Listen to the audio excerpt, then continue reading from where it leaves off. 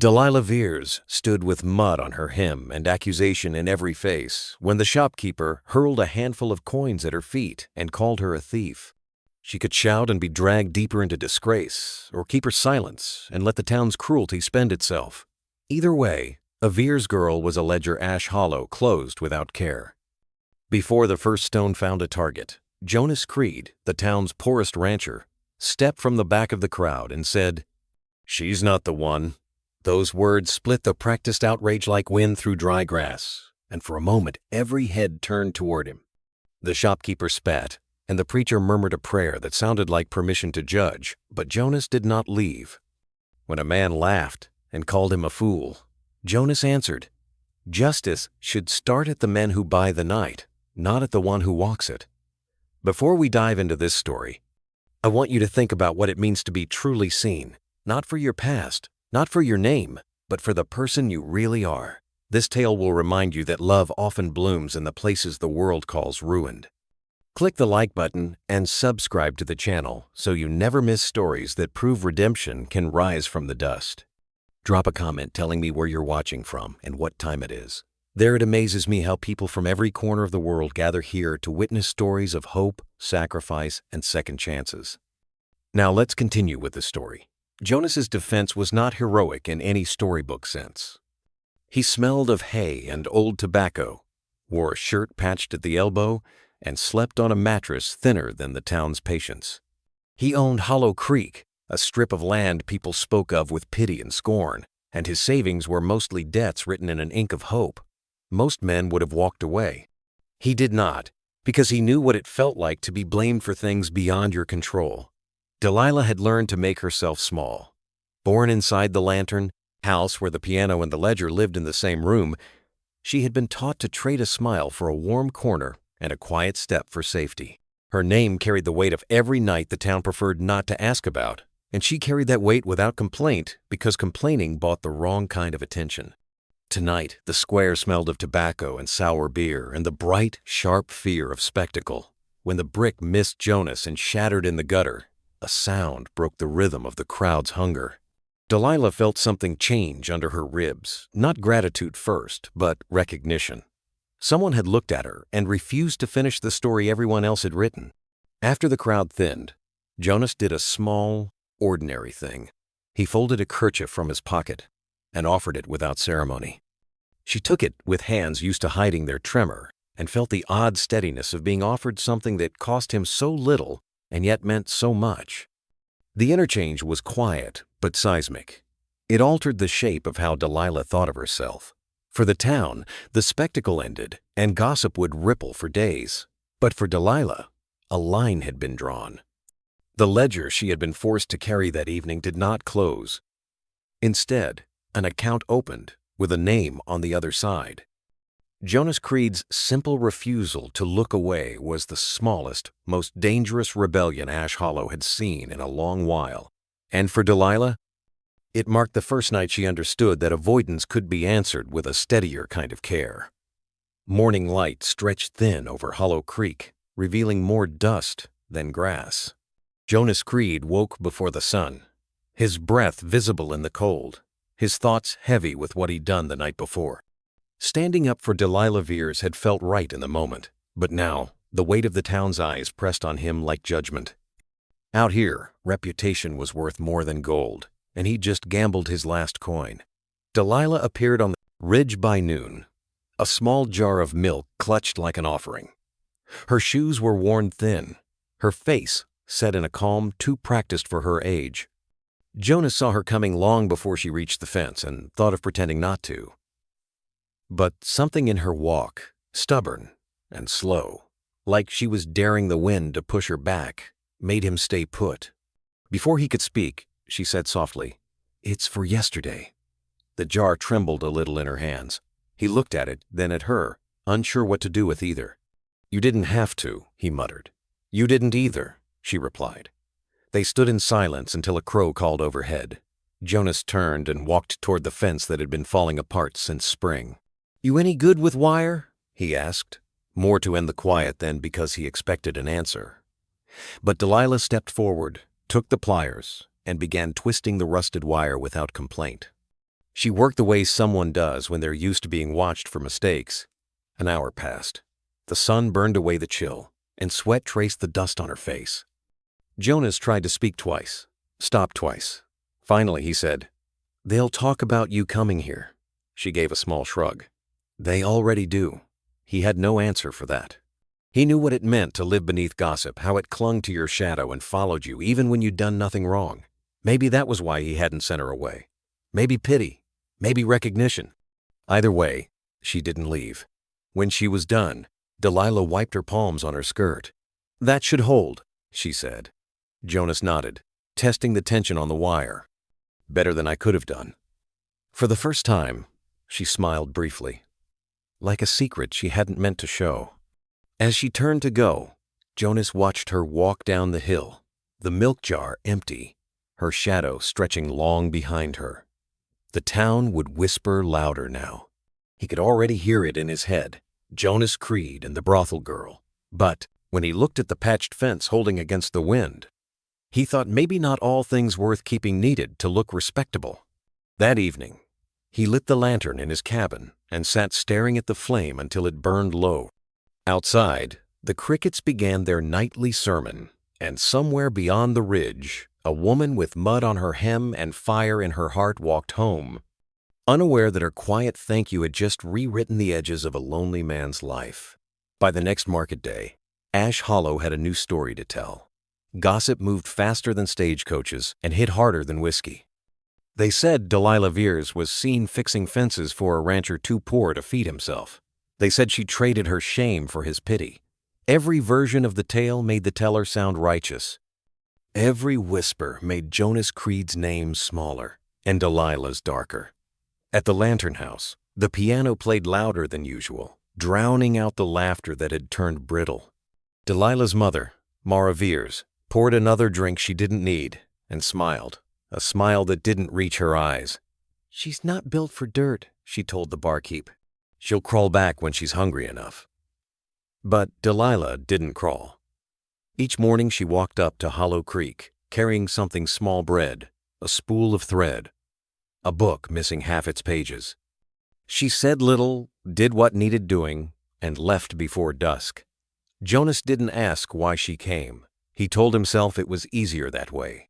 The town's disapproval came in small, mean gestures. Someone spat near his boots when he rode through town. His usual customers stopped buying eggs and butter, saying they could get them cheaper elsewhere. Children mimicked Delilah's walk when she passed. The laughter was thin, but it carried. One night, a rock came through Jonas's window. He didn't rise from his chair, didn't curse or chase the culprit, just picked up the broken glass and went back to mending his worn hat brim.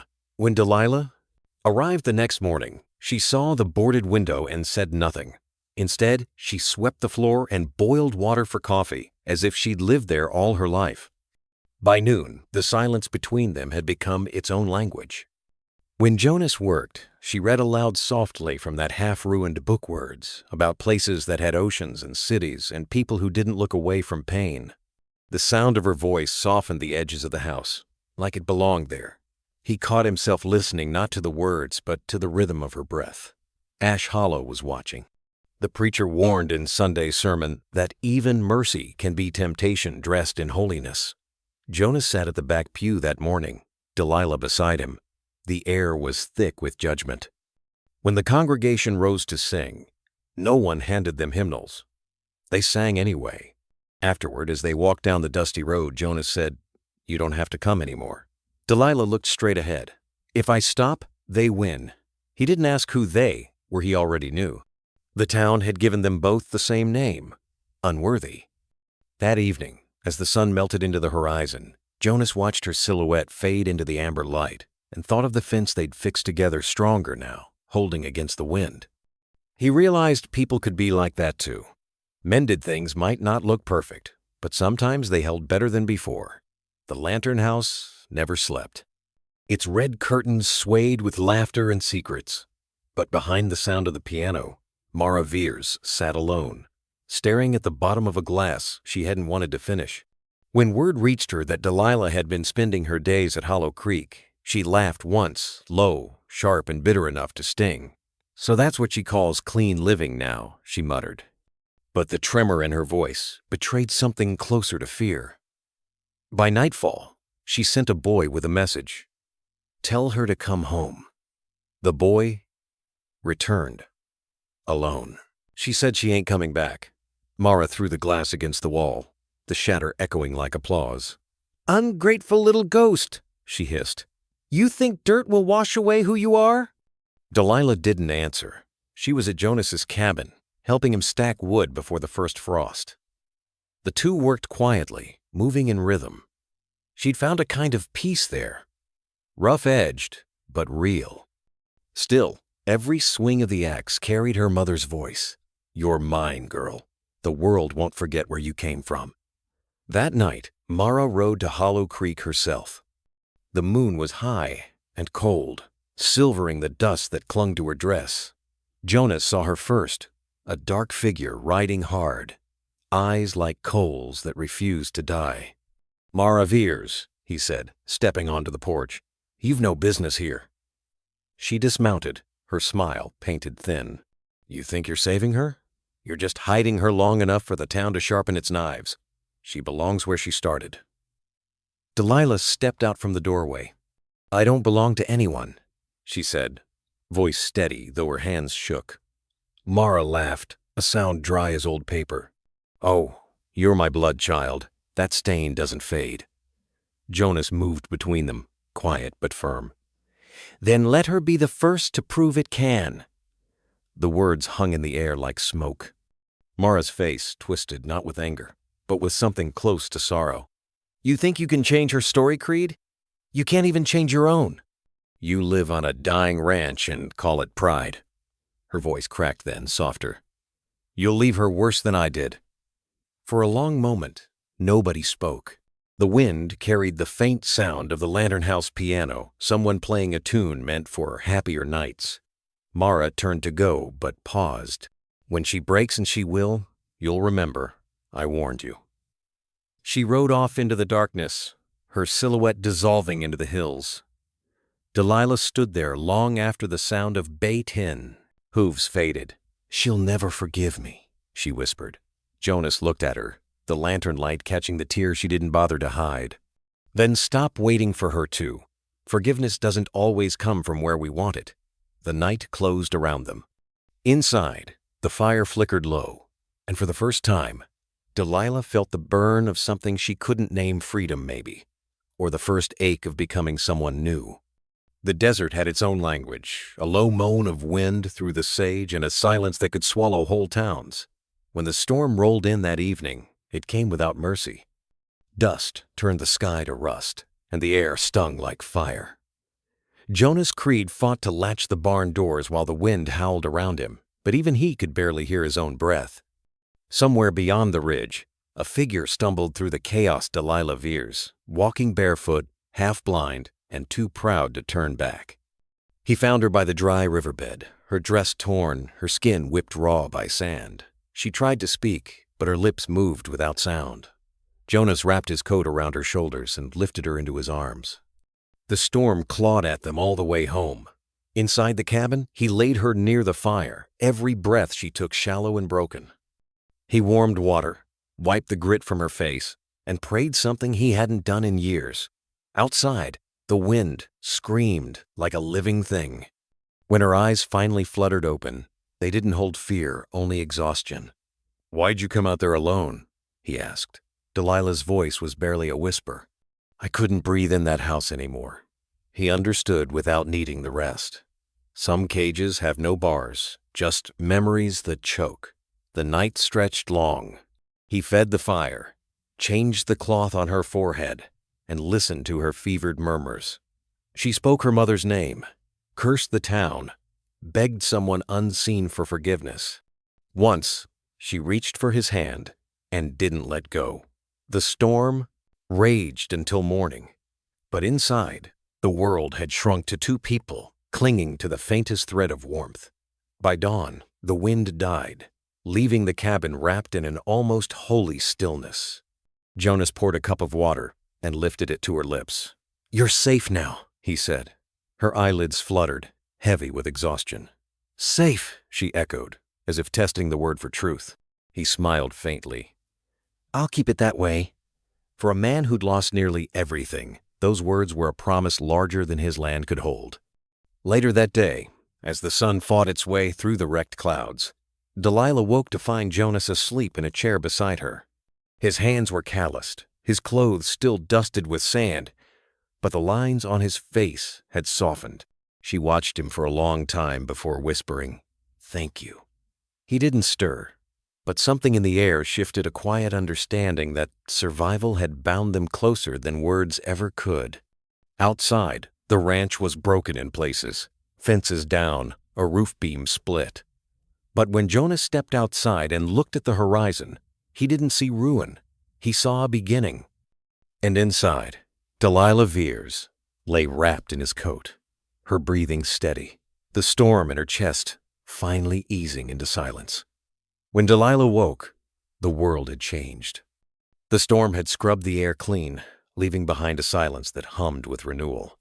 Jonas was outside splitting firewood, his movements steady, unhurried. Through the window, she watched him, the man who had lifted her from the desert like she was something worth saving. For a moment, she forgot what shame felt like. She rose carefully, her legs still weak, and stepped outside. The morning sun painted the land in soft gold, the kind that made even broken things look holy. Jonas looked up, startled but relieved. "You should be resting," he said. "I've done enough of that," she replied, taking the axe from his hands. "Show me how." He hesitated, then nodded. Her first swing was clumsy.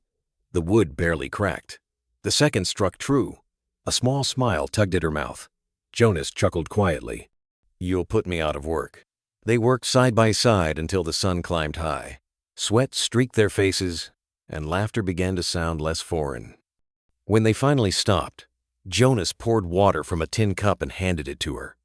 Their fingers brushed, and something electric passed between them, unspoken, fragile, but alive. Inside, they ate bread and beans in comfortable silence. Delilah studied the cabin's worn walls, the tools lined neatly on their hooks, the single chair that looked older than both of them. "Why'd you defend me that day?" she asked suddenly. Jonas kept his gaze on the fire. "Because I knew what it felt like to be spat on for something you didn't do." She looked at him then, really looked the scars on his hands, the quiet strength in his eyes. "What did they say about you?" He smiled faintly. "That I was born unlucky and stayed that way." Delilah let out a soft laugh, but it carried a sadness too deep for sound. "Guess that makes two of us." As evening settled, the wind brought the scent of rain. Jonas leaned back, the chair creaking beneath him. "You can stay here if you want, until you figure out what comes next." Delilah froze. The offer was simple, but to her it sounded like forgiveness. "They'll come after you," she whispered. "They already don't like me," he shrugged. "They don't like me either." For a moment, they sat in quiet understanding. Outside, thunder rolled distantly, like a reminder that peace never lasted long in Ash Hollow. But in that cabin, between two people the world had written off, something fragile began to grow, a trust neither of them had dared to hope for. As the first drops of rain tapped against the window, Jonas added softly, "Let 'em talk.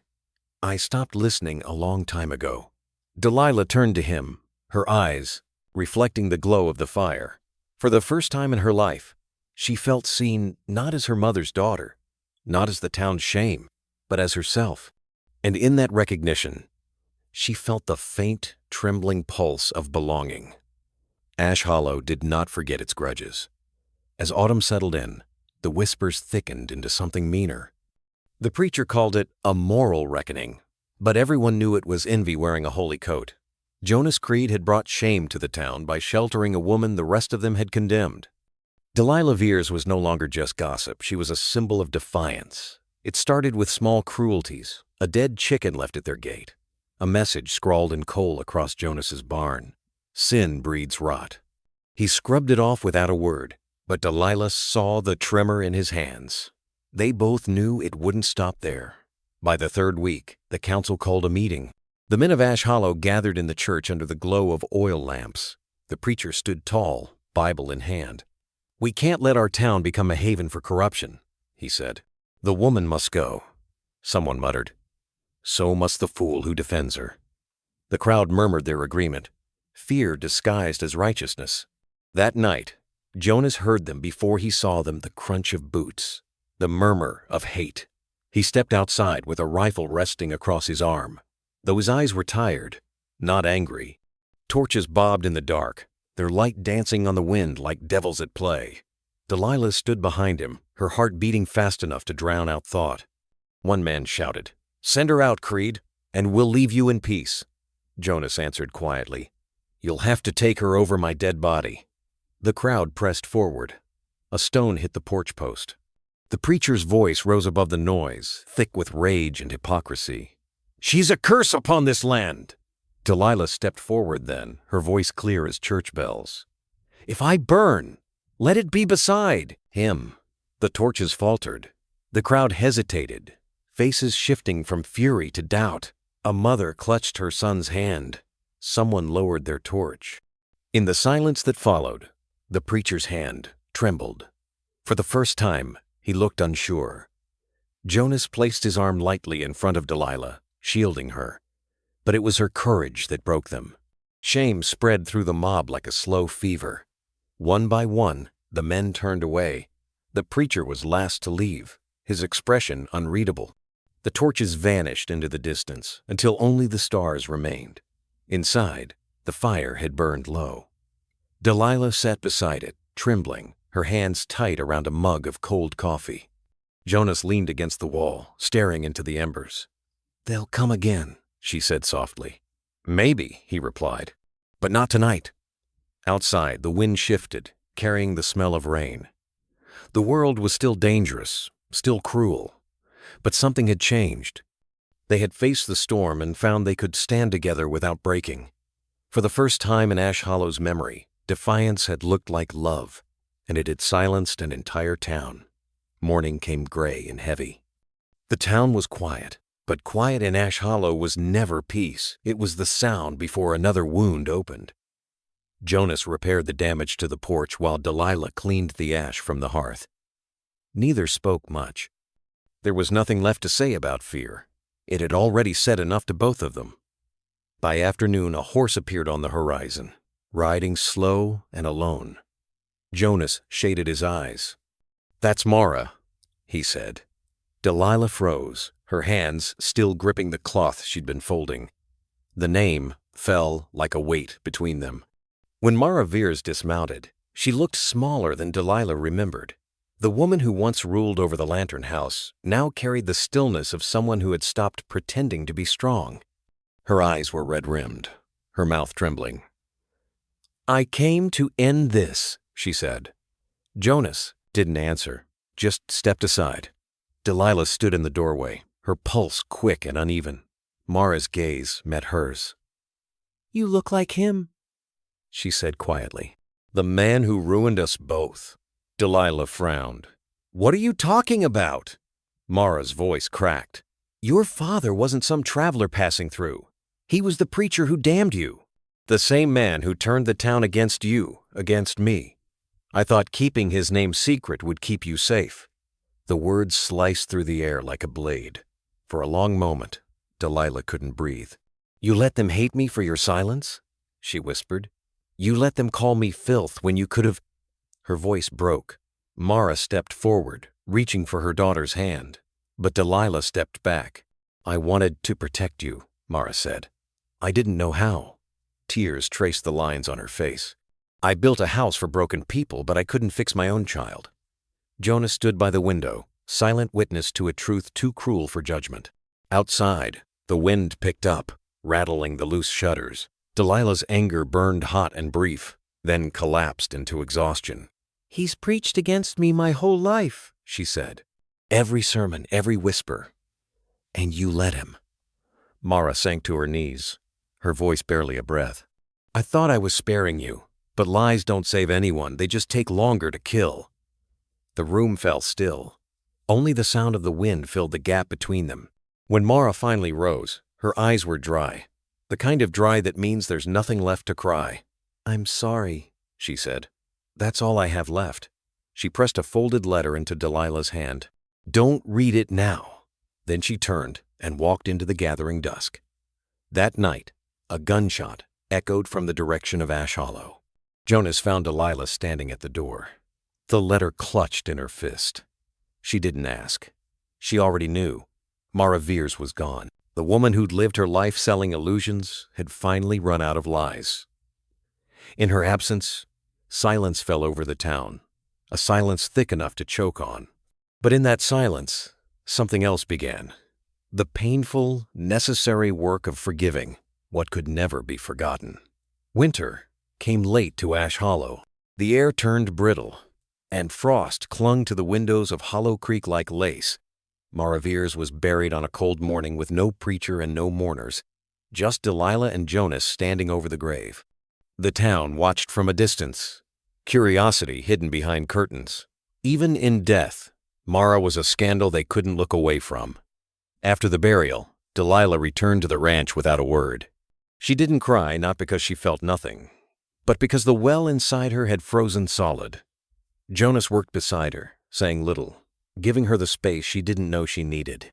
The days stretched quiet and long, filled with small labors, mending, feeding, repairing. The work became their language. It was Jonas who first suggested rebuilding the old barn. "Start fresh," he said. "Not for her, for us." Delilah hesitated, then nodded. Together they tore down the rotted wood and built it again, beam by beam. Each nail struck into place was a small act of resurrection. The town noticed. The same people who once whispered now came by to buy eggs, to borrow tools, to talk about weather as if they hadn't once tried to burn the place down. Jonas greeted them without bitterness. Delilah watched, learning the quiet art of forgiveness from a man who'd had every reason to give up on people. As the weeks passed, Hollow Creek began to change. The land that had once resisted life started to breathe again. Green shoots pushed through the frost. The creek itself, dry for years, trickled faintly under the ice. Jonas said it was luck. Delilah said it was something closer to grace. One evening, as they sat by the fire, she unfolded her mother's letter at last. The paper was thin and worn from being handled but never opened. Inside, Mara's handwriting trembled. "You were born into my mistakes, but you are not my sin. Find love, even if the world calls it ruin. It's the only clean thing I ever touched." Delilah read it twice, her vision blurring. She handed it to Jonas without a word. He didn't read it aloud, just folded it carefully and placed it by the lamp. "She saw more in you than she could admit," he said. Delilah's lips trembled into something between a smile and a sob. "Maybe it's not too late for me to see it too." Outside, snow began to fall, the kind that quiets everything it touches. Jonas stoked the fire, its warmth spilling across the room. For the first time since she could remember, Delilah felt the kind of peace that doesn't ask permission to stay. By spring, word spread that Hollow Creek had become a place of new beginnings. Women who wanted to leave the lantern house came seeking work. Jonas and Delilah took them in, teaching them how to mend fences, milk cows, and start over. Ash Hollow whispered again, but this time the gossip sounded more like envy than condemnation. From ruin, something had grown, and it had Delilah Veers's hands all over it. Years slipped quietly through Ash Hollow, leaving behind softer echoes than the ones that came before. The town changed, though no one could say exactly when. The saloon became a mercantile, the old brothel a refuge for women who needed to disappear for a while, and Hollow Creek, once mocked as barren, now stood green and thriving. Time, it seemed, had chosen forgiveness as its final act. Delilah Veers stood on the porch, her hands dusted with flour, watching the horizon fade into rose gold. Jonas was in the field, checking fences that no longer broke as often. The sight of him, still steady, still kind, made her heart ache in the quietest way. She smiled, the kind of smile that comes from knowing the storm has finally passed. Travelers came through now and then, drawn by the story they'd heard. A rancher who took in a brothel owner's daughter, and built a life out of ruin. Some came to see the scandal for themselves, others to learn how to start again. Delilah always offered them bread and a place to rest. She never spoke much about the past. Some things, she'd learned, were meant to stay folded between two people and a handful of memories. One summer evening, a young woman arrived at the gate. She was no older than Delilah had been that first night in the square, her eyes sharp with fear and hunger. "They said you'd help me," she whispered. Delilah looked at her, a reflection of everything she once was, and nodded. "You're safe here," she said. "We all start over somewhere." Jonas joined them, his beard streaked with gray now. The young woman hesitated before asking, "Are you two married?" Jonas smiled faintly. "Something like that." Delilah laughed softly. "Paper never mattered much out here, only the promise you keep." Later, after the girl had eaten and fallen asleep in the loft, Delilah and Jonas sat outside beneath the starlit sky. The night was still, the crickets humming their steady tune. Jonas handed her a cup of coffee, his hand brushing hers just like it had that first day. "You ever think about how far we've come?" he asked. Delilah nodded. "Sometimes I still feel like that girl everyone avoided." He looked at her with the same quiet certainty he always had. "Maybe that's what kept you kind." She rested her head on his shoulder. The silence between them wasn't empty anymore. It was full of everything they'd survived. In the distance, the faint sound of laughter carried from the barn, the kind that didn't hide its joy. As the moon climbed higher, Delilah closed her eyes and listened to the wind brushing the grass. For the first time in her life, she didn't wonder if she belonged. She just did. The town that had once turned away now came to her for wisdom, for kindness, for proof that the past didn't have to decide the rest of a person's story. And when dawn touched the horizon, Delilah Veers, once the girl no one would look at, stepped into the light as a woman whose name no longer needed defending.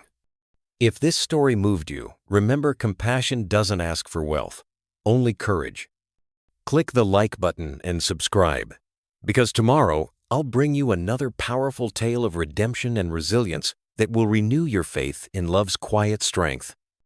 Until then, never forget that even the gentlest kindness can rewrite a life, rebuild a heart, and remind the world that hope still breathes in the unlikeliest places. See you tomorrow for another story that proves love always finds a way.